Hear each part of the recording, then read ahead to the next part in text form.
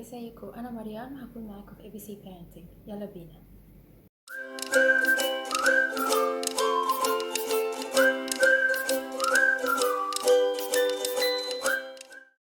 تخيلوا معايا كده لو انا كل يوم بروح الشغل بلاقي مديري بيستقبلني بابتسامة عريضة وبيقولي انا هرفدك، او مثلا بيقولي انا هبهدلك، او مثلا بيقولي انا ههزقك قدام كل زمايلك، او مثلا انا هخصم لك من مرتبك.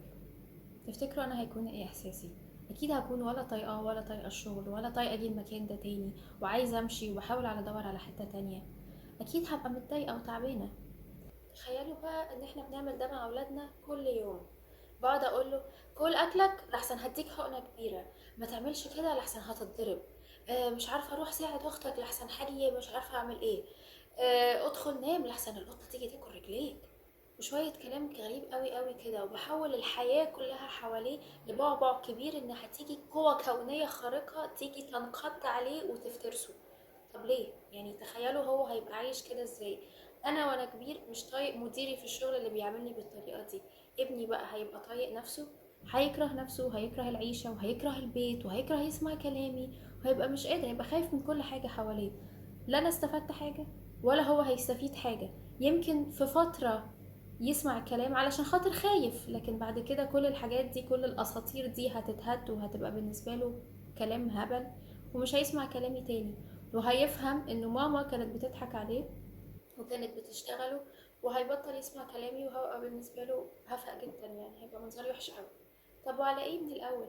انا لما باجي اقنع ولادي ان هم يعملوا حاجه بقنعهم علشان دي حاجه كويسه ليهم. كل اكلك علشان تكبر وتبقى قوي، وده منطقي طبيعي.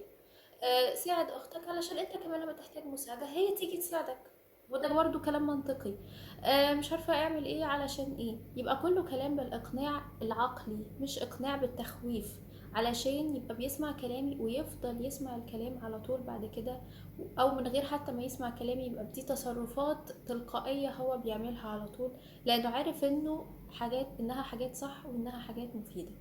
فملهاش اي لازمه ان انا افضل معيشاه طول حياته تحت تخويف على طول، انه على طول في حاجه هتيجي تهاجمه وتعضه وتعوره وكلام غريب كده. علشان كده محتاجين نخلي بالنا كويس قوي انا بقنع ولادي ازاي انهم يسمعوا كلامي. لو بالتخويف ارجوكوا بطلوا الموضوع ده، لانه محدش هيستفيد بيه، لا انتوا ولا هما. هيكبروا هيبطلوا يسمعوا الكلام، وكل التهديدات والتخويفات اللي انا كنت بقولها لهم دي هتبقى ولا ليها اي معنى. علشان كده نركز احنا بنقنع ولادنا ازاي. ميرسي، واشوفكم الفيديو الجاي.